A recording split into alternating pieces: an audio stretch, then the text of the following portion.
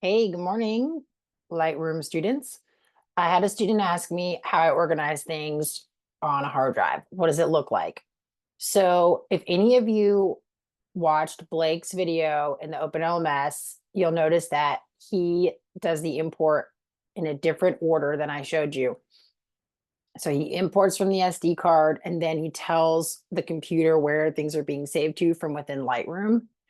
It's I think a trickier and more advanced way to do it. So I'm letting you see that in case it just clicks in your brain and that's how you want to do it. But me and Blake both recommend the way that I taught you in class for beginners. What you're going to see now is like a more advanced um, system because I have two external hard drives, but don't worry about it because I still do it the same order that I showed you all. Um, and you don't have to worry about having two hard drives if you don't yet. So you notice on a Mac, when you mount an external hard drive, it pops up as orange.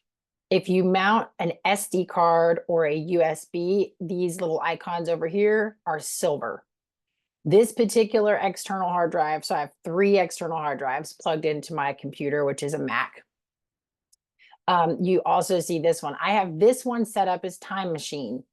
So this one here backs up everything on my computer's hard drive all the time automatically. It's a 1 terabyte drive and I just have it plugged in and it just runs the backup.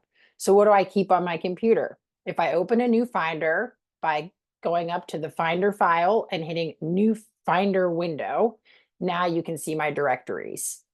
So over here on the left, are the main directory. Some of you will notice that your pictures are not showing. I think that's insane. The way to make those pick up is to go to Finder, go to Settings, choose Sidebar, and select everything you want to see. As a photographer, you absolutely want to see your pictures folder. I don't know why the default would be to not show that. I noticed that in class and I was kind of surprised by it. So just pop that right back up because that's where your Lightroom catalog's going to be. So in the pictures, now I have these subfolders and I have 2023 and 2024. So what you're not, what's that noise?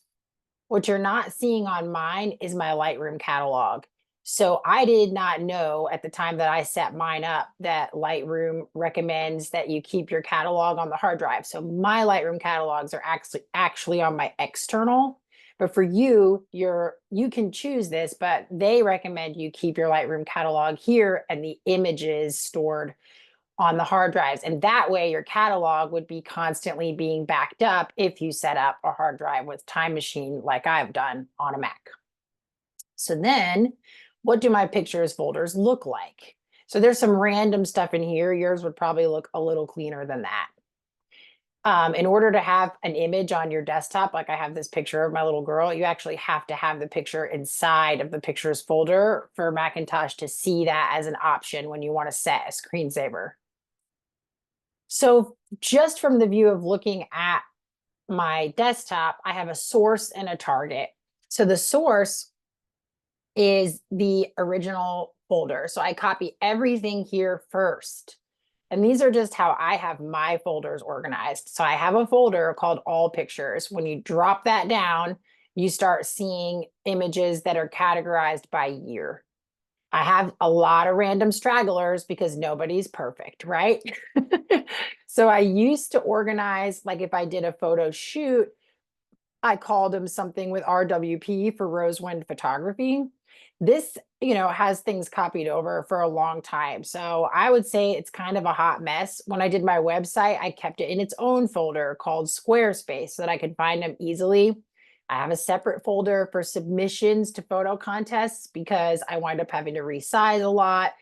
But for the most part, you decide. And I think having pictures and then organized by year. So let's click inside 2024.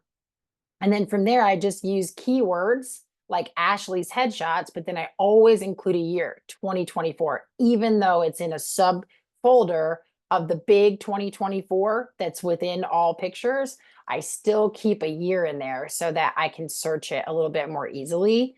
But as you can see, not perfect. So here at Evie at the MACA opening, a student sent me that and I didn't put the year in it.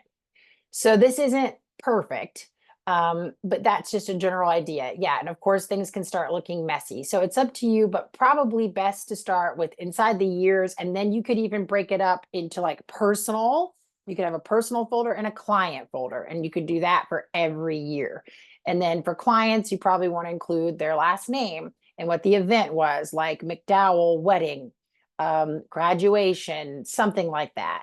So then the target is a complete mirror of all of that. And I do not have this set up on any sort of software that does mirroring. I just physically, manually copy anything I put on source. I put it in the exact place on target. And these are two separate drives. So if one of them dies, the other stays alive.